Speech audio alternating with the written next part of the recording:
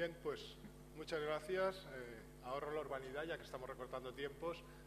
Yo vengo a hablar de la declaración de interés en las guías de práctica clínica, que es lo que me solicitaron, y haciéndolo en el contexto de los esfuerzos de Guía Salud por avanzar en la independencia, en la credibilidad, en la confianza en los productos que se hacen.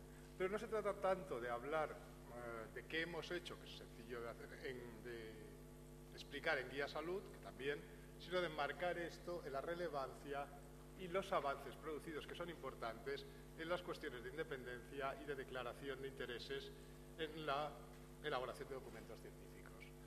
Un artículo relativamente reciente, del año pasado, de Wyatt, Medicina basada en la evidencia, quien sabemos que es alguien del sector, recordaba esto, que aunque ahora todas las guías se dicen basadas en la evidencia está abierta a interpretaciones. En la composición de los grupos de trabajo puede influir las guías. Las recomendaciones pueden ser vulnerables a los conflictos de intereses de los panelistas. El importante grado de conflictos de intereses económicos o en muchas guías, en muchos paneles, ha generado preocupación. Pero también hay conflictos de intereses de carácter intelectual que también han preocupado y que algunas organizaciones empiezan a construir algunas estrategias para manejarlos, pero bastante menos.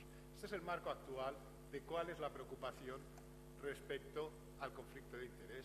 Y empecemos por el principio, la declaración de interés. La declaración de interés es el grado cero, el comienzo de la cosa. Transparentar, declarar cuáles son los intereses que después podremos plantearnos si son conflictivos o hay que gestionarlos. Lo que estamos hablando todavía es de los documentos de declaración de interés. Interés, por supuesto, de aquello que sea potencialmente conflictivo desde una visión amplia. Si yo digo que estoy interesado en la gastronomía peruana o en la escultura de Juan Muñoz, no le importa a nadie para ir a las guías. Si esto lo dice Adrian Sear, el crítico del Guardian, que es por el que he llegado tarde, me lo encontré esta mañana, el crítico de arte del Guardian, él sí que tiene un problema si le interesa la escultura de Juan Muñoz y no lo declara, no lo hace ninguno. Pero aquí hay un posible sesgo que queda omitido para los usuarios de sus notas informativas.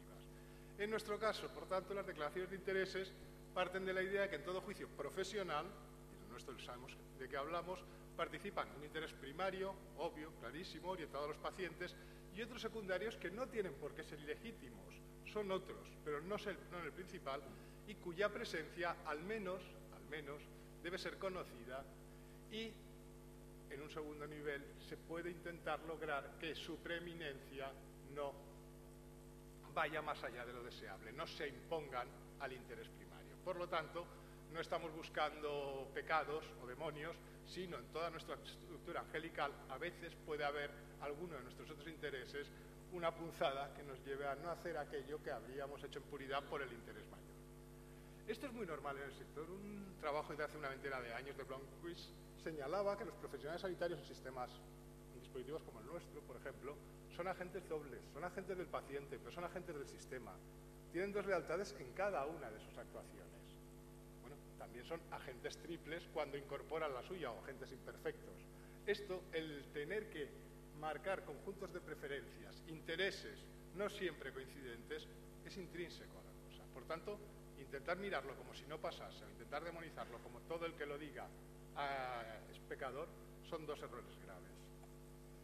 Se trata de verlo, lo primero, y en aquellos que no se consideren colectivamente deseables, intentar alejarlos. La declaración de intereses, digo, es la forma básica, es un retrato, que retratas exactamente una instantánea de lo que haces. Este es uno de ellos, este creo que es el design, ¿no? El registro de intereses, simplemente registro, se toma nota de ellos. Bien,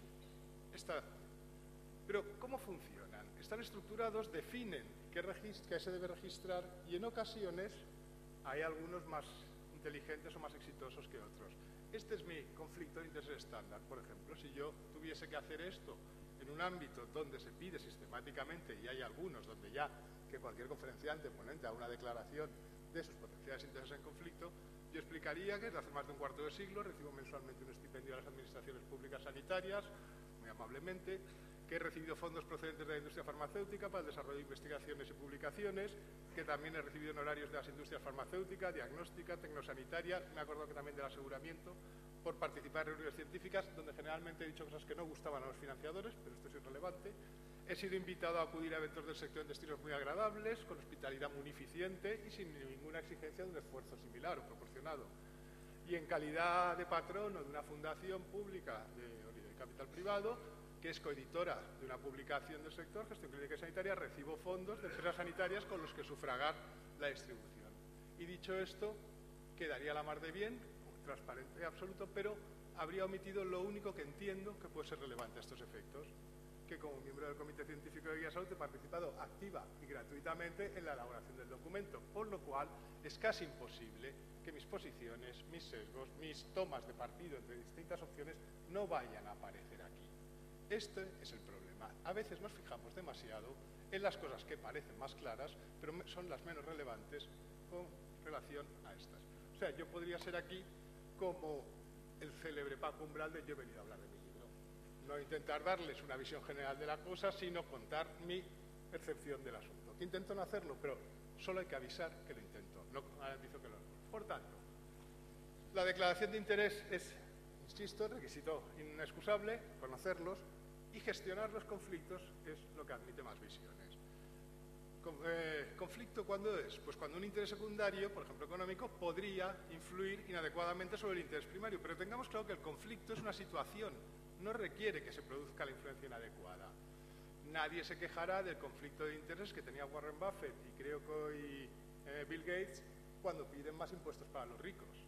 Están en una posición de interés en conflicto, son ricos, pero curiosamente están diciéndolo desde aquella que no se esperaría que su conflicto les plantease.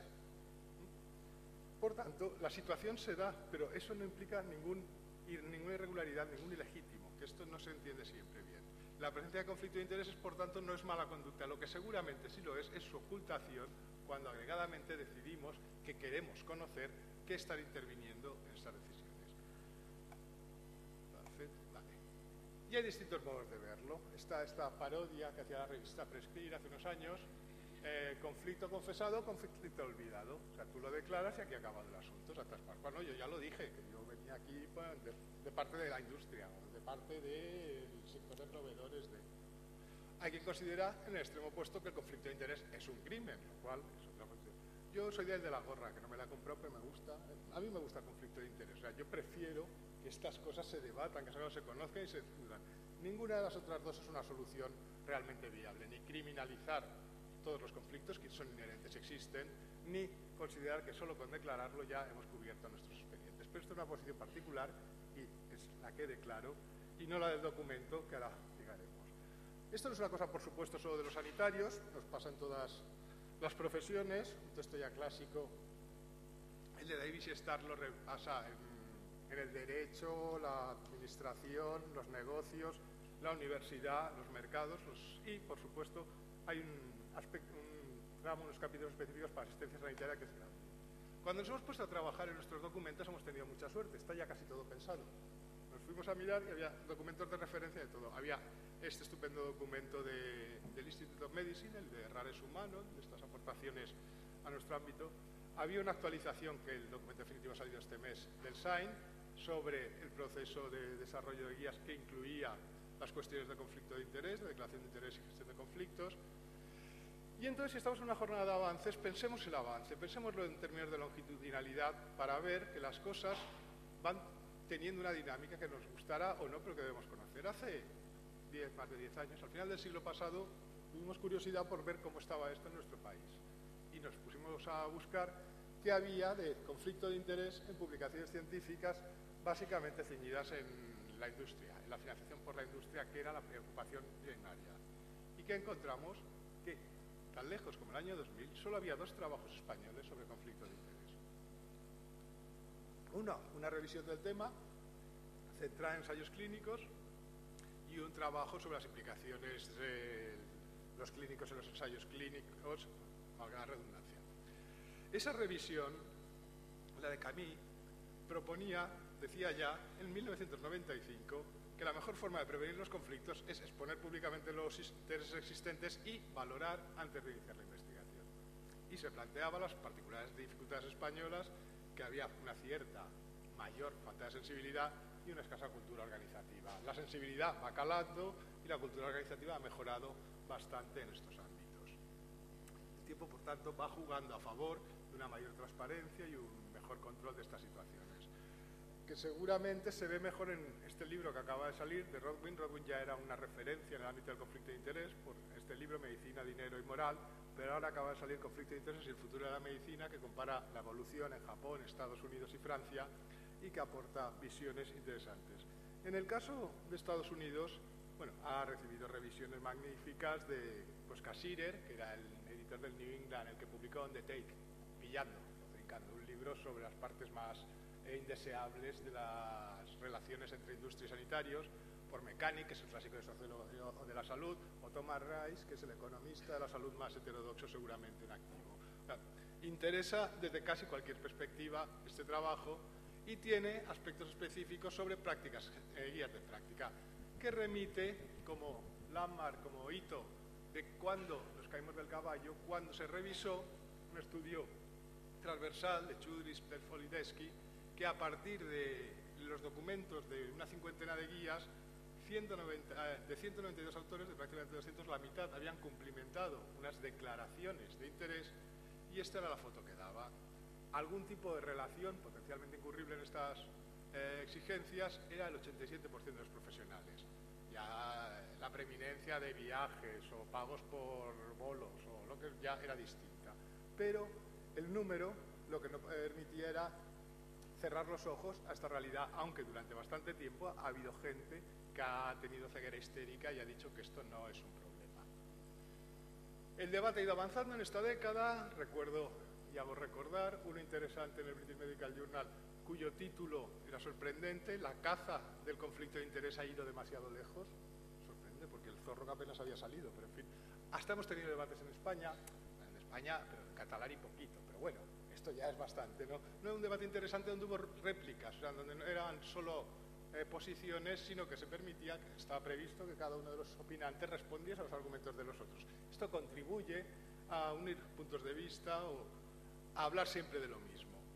Y la cosa ha seguido revisándose. Este es un documento de hace 2 o 3 años que mira los conflictos de intereses en las guías de práctica clínica de la Academia Americana de Neurología, y algo huele un poco a podrido, no huele bien cuando el conflicto de interés declarado es del 77%, que es un tamaño nada despreciable, pero cuando vemos a qué se atribuye, a tener implicaciones con el modus vivendi directo de cada uno de los participantes, sus investigaciones, su práctica clínica o sus ingresos personales, tiene una representación muy fuerte frente a otras a las que solemos referirnos equivocadamente, si tiene acciones de la compañía, bueno, esto es poquito. El problema mayor es que estás diciendo cómo hay que hacer aquello por lo que trabajas. Lo mismo en cualquier otro sector, en las guías de cardiovascular, las guías de práctica clínica. Este es de este año. Nuevamente, los conflictos, esto es la lista de los procedimientos contenidos en cada guía, y los conflictos o los episodios potencialmente conflictivos identificados en porcentaje en cada una de ellas, 54, 29, 71, con lo cual nos va quedando una imagen de una práctica clínica más sponsorizada, ¿Alfonso se llama el piloto de coches este? Pues eso. Bueno, Hamilton, que ese me lo he aprendido antes. Más Hamilton que profesional independiente, ¿no? Vamos con todas nuestras escuderías casi a la vista.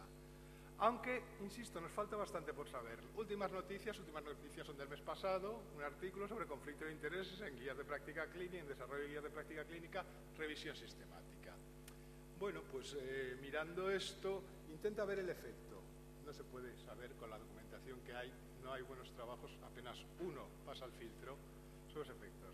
30 años de revisión en Medline sobre efectos de los conflictos de intereses en las guías, solo da 12 estudios que cumplan los criterios de inclusión, todos se refieren a relaciones de los autores de las guías con la industria farmacéutica, y uno también estudia las relaciones con pruebas diagnósticas y aseguradoras.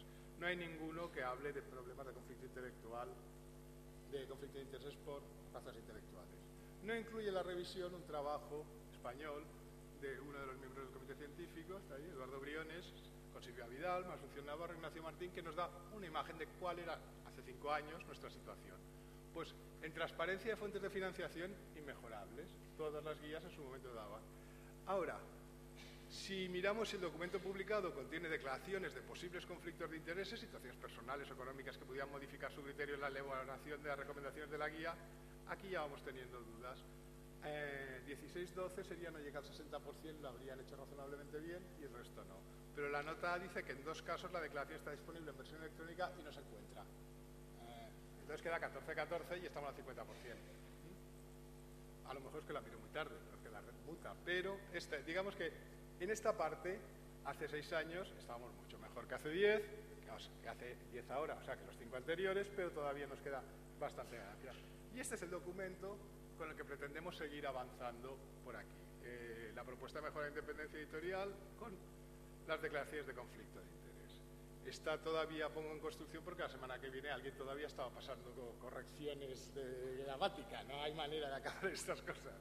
Utiliza el documento la definición que ya existía, que ya había formulado el grupo de trabajo sobre guías de práctica clínica de conflicto de interés.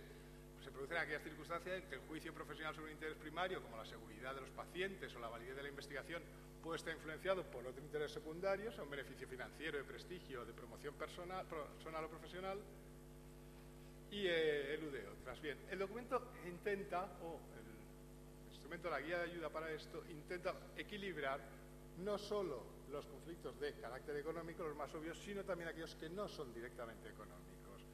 Para esto, los intereses personales directos, clasifican 3 grupos, tienen los de carácter económico, que son los más estándar, honorarios como ponente, financiación para reuniones, etcétera, pero también incluye de carácter no económico, como la participación previa en proyectos, en otras guías, el mantener lleno en medalla, que es humano, haber realizado declaraciones públicas que ya supongan un juicio previo sobre lo que se tiene que valorar.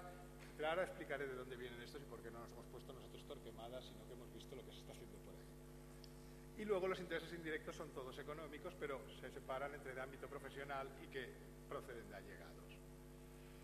Para los intereses, los conflictos de carácter económico, las declaraciones del SAIN eran estupendas, minuciosas, y prácticamente en el documento hay un anexo que explica cómo se ha trasladado esto, porque no hacía falta reinventar una rueda que ya viene circulando bien en entornos además más exigentes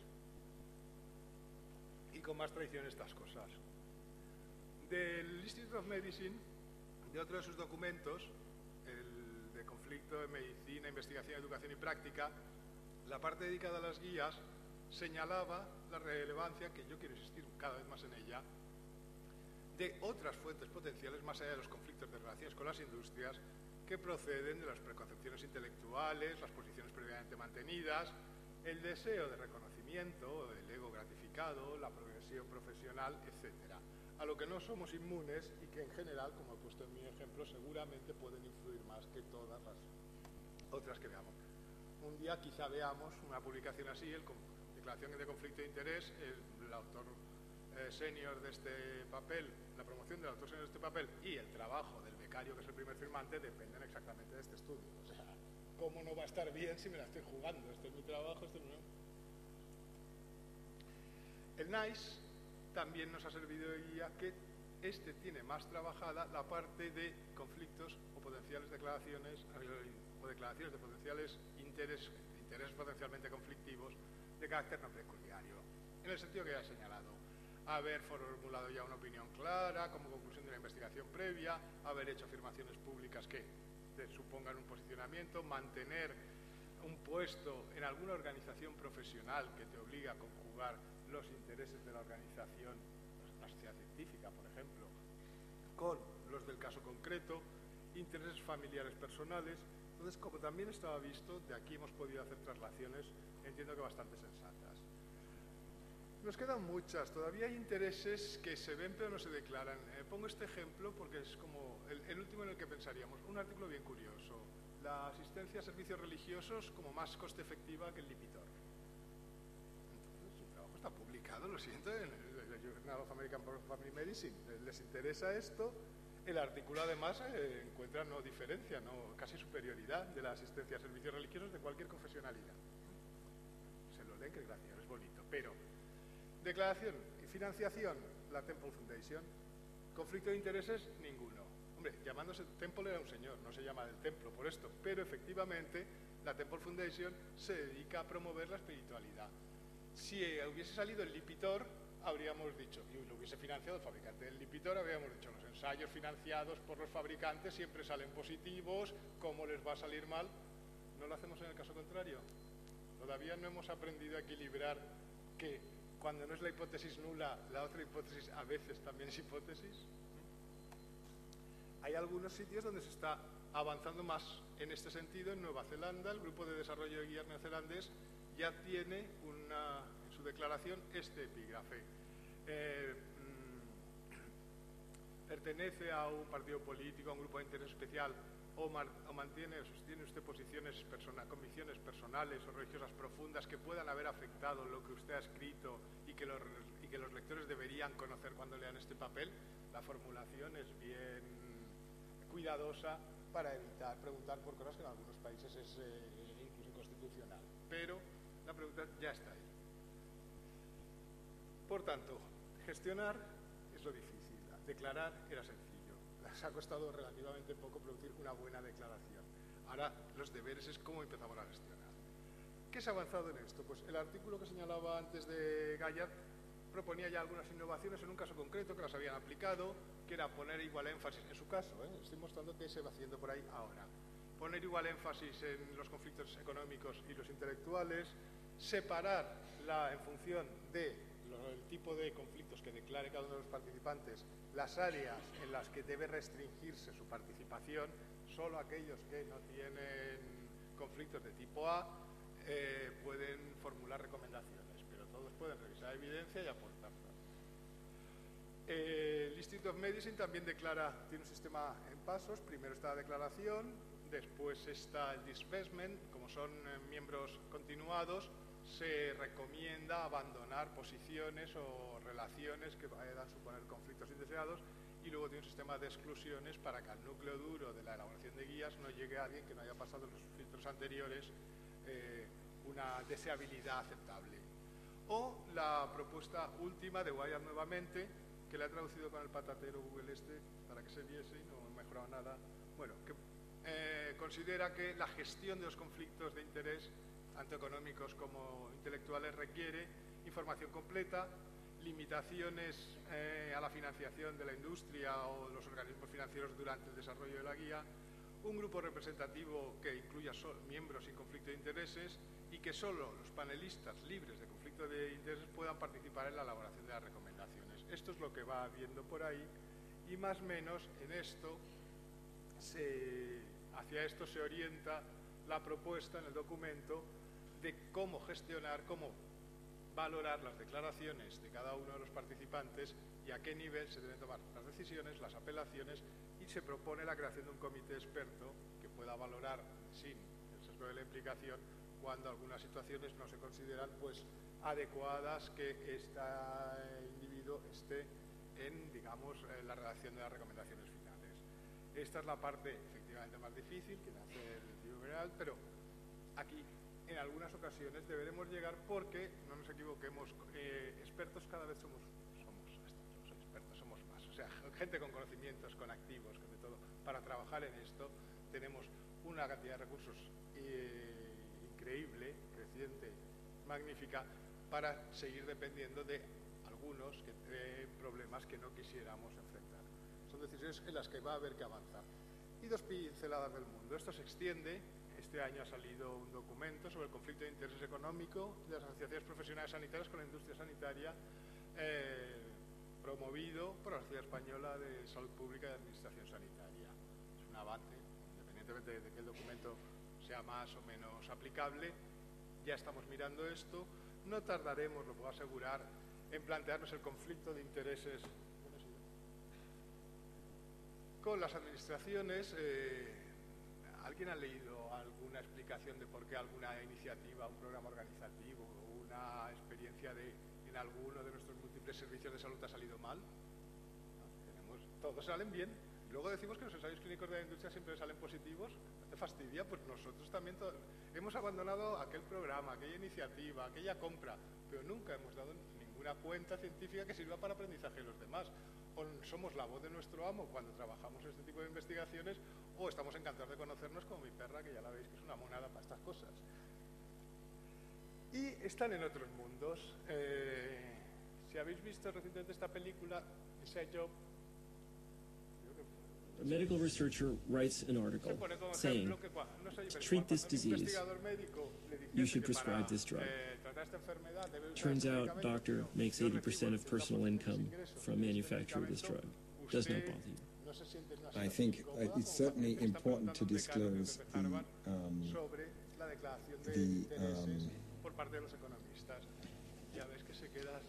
well, I think that's also a little different from cases that we're talking about here, because por una vez estamos dando ejemplo, estamos avanzando más en transparencia, en control, es un sector con especiales dificultades, pero también con especial arrojo para resolver esto, y debemos de estar orgullosos de ello y seguir trabajando aquí. Y recordar una cosa que sirve para todo y hay que decirla siempre al final. Además de hacer buenas regulaciones, buenas reglas, buenos procedimientos, habrá que aplicarlos. Este es un artículo aparecido en el 2006 de Lisa Vero y Elizabeth Boy sobre cómo manejar el conflicto de intereses hecho para un organismo internacional como la OMS, la OMS. Si, además de comisionarlo, leerlo y publicarlo, lo hubiesen aplicado con un poquito más de diligencia, se habrían ahorrado titulares no en tabloides, sino incluso en el British Medical Journal del tipo conflicto de intereses y pandemia de gripe. Bien, pues esto es la cosa.